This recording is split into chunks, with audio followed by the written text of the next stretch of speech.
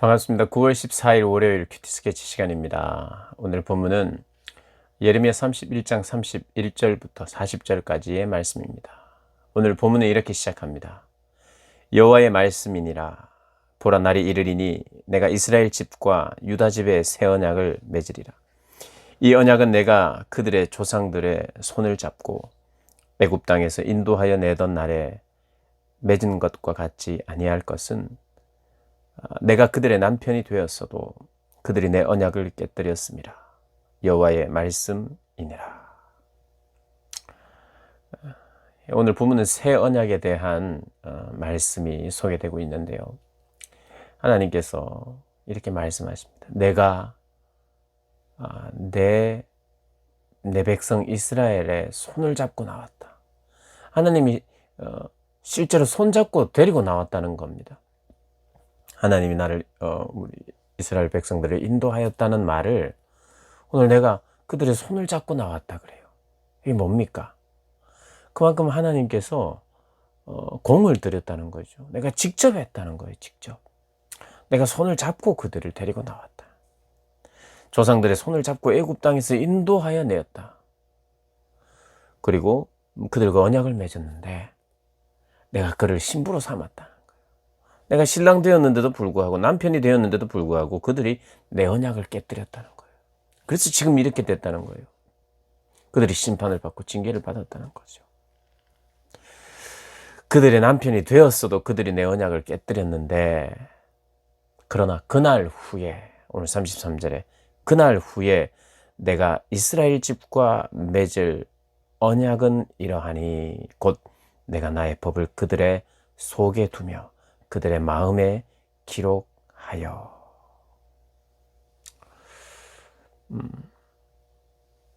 이 새 언약, 이게 새 언약입니다.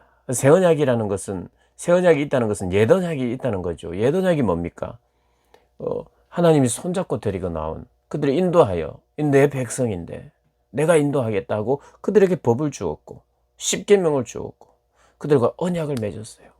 이 말씀을 지키면 내가 복을 주고, 너희들이 지키지 않으면 너희들에게 저주가 있겠다. 언약을 맺어서 약속을 했다 이 말입니다. 약속. 그런데 사람들 안에, 사람들의 마음에 무엇이 새겨져 있었냐면 죄가 새겨져 있었어요. 죄. 이것은 도저히 지울 수가 없습니다. 이 죄는. 그걸 원죄라고 합니다. 이 마음에 새겨져 있어요. 그러니까 마음에 새겨졌다는 말은 무슨 말이냐면 그 마음을 주장하고 있다는 거예요. 마음이 새겨진 게. 마음에 새겨진 그것이 뭐냐? 죄예요, 죄. 그러니 하나님께서 실제로 데리고 나오셔도, 그리고 이 법을 주시고 은혜를 베풀어도 이 지배하고 있는 게, 마음에 지배하고 있는 것이 죄다 보니까 하나님의 말씀을 듣고 행하고 외우고 암송하고 뭐 그렇게 해도 이 마음의 이 죄들이 더 왕성하게 나를 주장하는 거예요. 물론 구약 시대에도 하나님을 잘 섬기고 그 마음의 그 죄들을 하나님의 순종함으로 말미암아 그것을 다스리기도 했고 하나님이 기뻐하시는 하나님의 사람들이 있었던 것도 분명합니다. 예레미야도 하나님이 기뻐하시는 선지자죠. 그런데 이 율법은, 이 옛 언약은 그들이 깨뜨릴 수 있는 거예요. 누군가는 깨뜨릴 수 있던 거라는 거예요. 그들이 깨뜨렸다는 거예요. 하나님은 깨뜨리지 않는데 그들이 깨뜨려요. 그러니까 오늘 설명하는 것입니다. 그 설명을 어떻게 하느냐, 그들이 깨뜨렸다는 거예요. 너희 조상들이 깨뜨렸고 너희들이 깨뜨렸다. 근데 너희 마음 안에 죄가 새겨져 있기 때문에. 그죠? 그러니 그 죄를 짓게 되고 죄가 새겨져 있고, 본성상 아브라함의 허리에서 나온 우리는 원래부터 죄를 가지고 태어나는 그런 사람이었죠. 그래서 하나님께서 오늘 이 이야기합니다. 33절에요. 이게 굉장히 중요한 말씀인데, 그러나 그날 이후에, 그날은 언제냐면 회복되는 날을 말하는 겁니다. 바벨론 포로에서 돌아오는 날을 일단은 말하는 건데요. 그것은 좀 이따 설명하고요.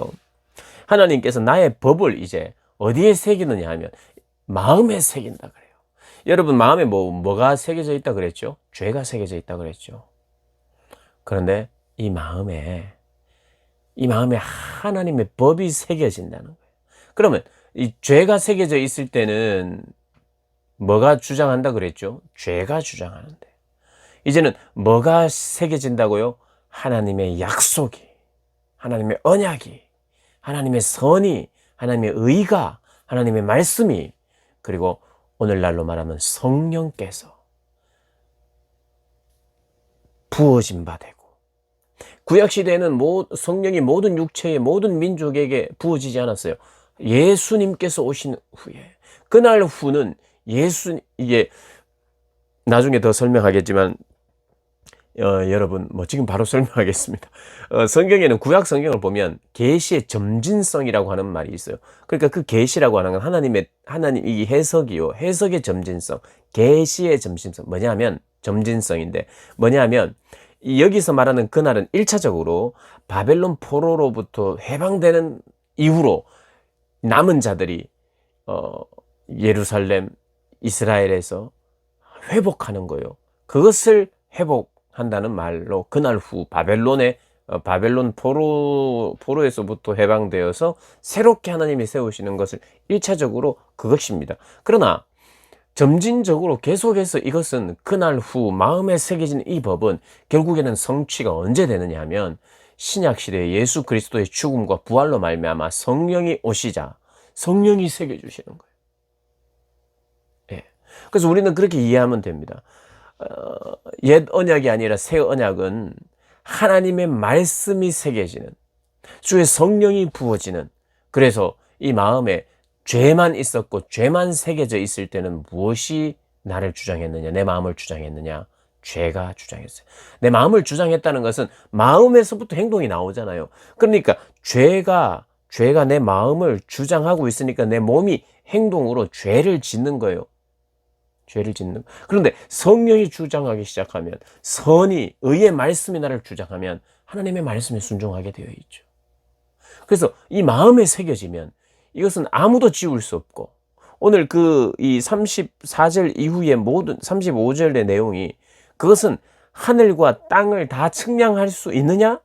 있다면 이것이 폐해진다. 그러니까 하늘과 땅을 다 측량할 수 없듯이 이 언약은 깨어지지 않는다. 망하지 않는다. 자연의 법칙이 절대로 변하지 않듯이, 하나님의 법이 변하지 않듯이 이 언약도 변하지 않는다. 그러니까 깨뜨리기 불가능하다는 거예요. 예전에는 사람들이 깨뜨렸는데 이제 새 언약은 마음에 새겨졌기 때문에 아무도 못 깨뜨리는 거예요. 이게 얼마나 놀랍고 확실합니까? 그러면 좀 더 쉽고 자세하게 말하면 절대로 우리는 구원을 못 받을 가능성이 제로입니다. 제로. 구원을 못 받기는 걸렀어요. 왜냐하면 하나님의 약속의 말씀, 예수를 믿고 예수를 구주로 영접하고 그런 성령이 인쳐지면 성령이 우리 마음 안에 하나님의 약속을 새겨시기 때문에 말씀이 나를 지배하고 하나님이 나를 지배한다는 거예요. 아무도 못 깨뜨려요.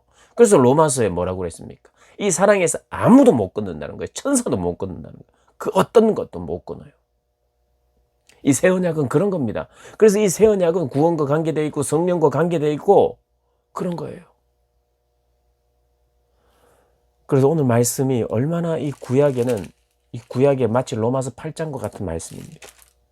절대로 깨뜨려지지 않는 법. 예전엔 사람이 깨뜨렸으나 지금은 절대로 그 누구도 깨울 수 없다. 마음에 새겨졌기 때문에. 그러니까 아무도 못 지우는 거예요. 그럼 우리가 이런 질문을 할 수 있죠. 그러면 성령이 오셨고 내가 예수 믿었으면 예수님으로 말씀으로 새겨졌으면 예수님만 충만해야 되는데, 여러분 근데 하나 알아야 돼요. 우리 몸은요, 자주 말씀드렸잖아요. 죽을 때까지 우리 남아있는 죄가 있어요. 그러니까 죄가 아직 새겨졌고 졌고 이 원죄가 해결이 안 됐다는 뜻이 아니라 우리 마음속에 죄가 남아있기 때문에 이 죄를 허용하면 성령은 인격적이시기 때문에 강제로 죄를 몰아내고 그러지 않아요. 죄가 활동을 하면 죄가 나를 지배하기 시작해. 그래서 마치 언약이 없는 사람처럼 하나님의 말씀이 새겨지지 않는 사람처럼 살 수 있어요. 그러니 이것이 정확한 해석은 아니지만 해석할 방법이 이거밖에 없으니 이렇게 설명을 하겠습니다. 하나님의 성령과 하나님의 말씀이 새겨짐과 동시에 우리 안에 있던 그 죄의 잔존하는 세력이 함께 있기 때문에 우리가 더 선택을 해야 돼요.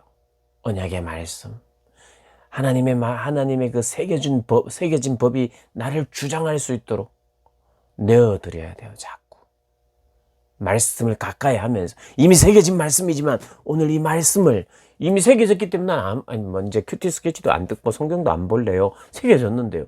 여러분, 그런 말이 아니에요.